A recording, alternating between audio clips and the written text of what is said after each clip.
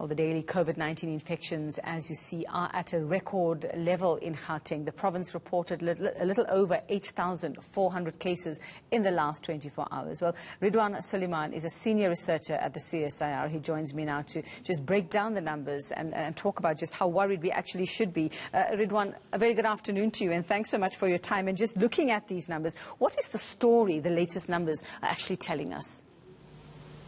Good afternoon, Yuveka. We continue to see a rise in the number of cases nationally, as well as the test positivity rate, concerningly confirming that rise in infections. Unfortunately, we're seeing more hospital admissions across the country and many more deaths now being reported. In particular, we're seeing a surge in Gauteng, responsible for 60% of the total cases in the country, and hospitals now overwhelmed in Gauteng. And I mean, one would imagine that come the third wave, where we are at the moment, having been through this two waves before this, and knowing what we're supposed to do, why do we find ourselves in this? Yes, we can blame the weather. Yes, we can blame that, we're not on strict lockdown at the moment. But what are we to gauge from why we are here after having experienced this already for more than a year?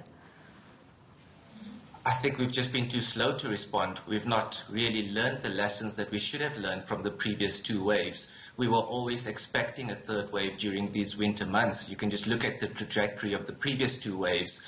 We were seeing a resurgence for at least the past 2 months now, starting in some of the smaller provinces, but seeing a rise in Gauteng. And I think we've just been too late to respond to that. We've not used the tools available in our toolbox at the right time to slow down the spread, to monitor cluster outbreaks, to try and control where those are happening, and then to just give out clear communication to limit the spread. Right now, what we are seeing is hospitals are filling up, particularly in Gauteng. We need to focus on hospital capacity. We need to ensure that there's enough staff available to cope with the increasing number of admissions and to manage the hospital beds. And ultimately, we need to do that now, so ultimately we can save as many lives as possible without scrambling in our healthcare facilities. And I mean, in terms of talking about handling those admissions, Ridwan, I mean, just personally listening to people's stories, to friends and relatives, and I've lost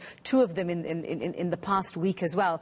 I mean, we have people scrambling, still desperate, trying to find just a bed for somebody who desperately needs that treatment. So what are we doing wrong? I mean, if we look at the number here in Gauteng, I mean, 62% compared to this close second, which is what, 11% in the Western Cape. What is happening in Gauteng? Yes, unfortunately, I think we've just been too slow to manage or to contain the spread in Gauteng. We're dealing with exponential growth, and when you start to see exponential rise in the number of cases, you need to respond immediately. We've been seeing a sustained rise in cases. Right now, the epidemic in Gauteng, being the epicenter of the virus in South Africa, it has surpassed the previous 2 peaks and still rising. Yesterday, we recorded a new daily high number of cases. And the 7-day average in Gauteng is over 6,400 cases per day. And that figure is 21% higher than the previous 2 peaks. Concerningly, though, is that as that number of cases continues to increase, we will see a continued increase in the number of hospital admissions, as we are seeing. As you say, hospitals are already overwhelmed in Gauteng. I don't think we're placing enough focus on that. I don't think we're improving the hospital capacity as much as we should. And we do know that one of the big hospitals, Charlotte Maxeke, is out of action now. So that puts a number of beds that previously were used for COVID-19 out of action too. So the healthcare system is really under strain in Gauteng.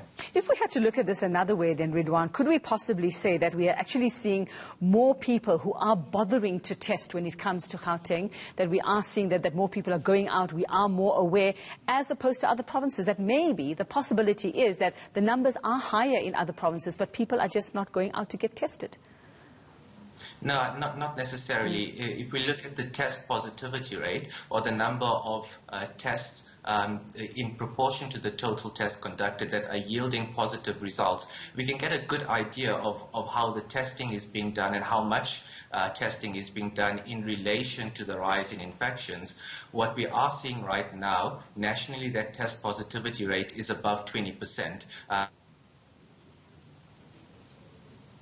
conducted test returned. In Gauteng, the test positivity rate is the highest. It's almost up to 25% now. So 1 in every 4 tests yielding positive results in Gauteng.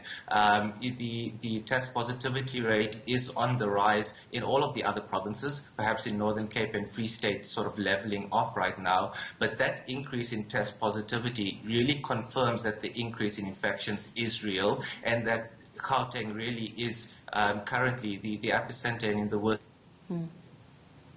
All right, we seem to be losing our connection there to Ridwan Suleiman from the CSIR, but I think we do have you back. If I can ask you just very quickly, Ridwan, just before we let you go, then what needs to happen? I mean, would you have expected that maybe we'd have government say, let's lock down Gauteng at a higher level than we do other provinces at the moment? Would that be something that would actually work? I mean, we're almost a week into new rules and regulations, or a little stricter rules. We're not seeing much of a difference. We're seeing things getting worse.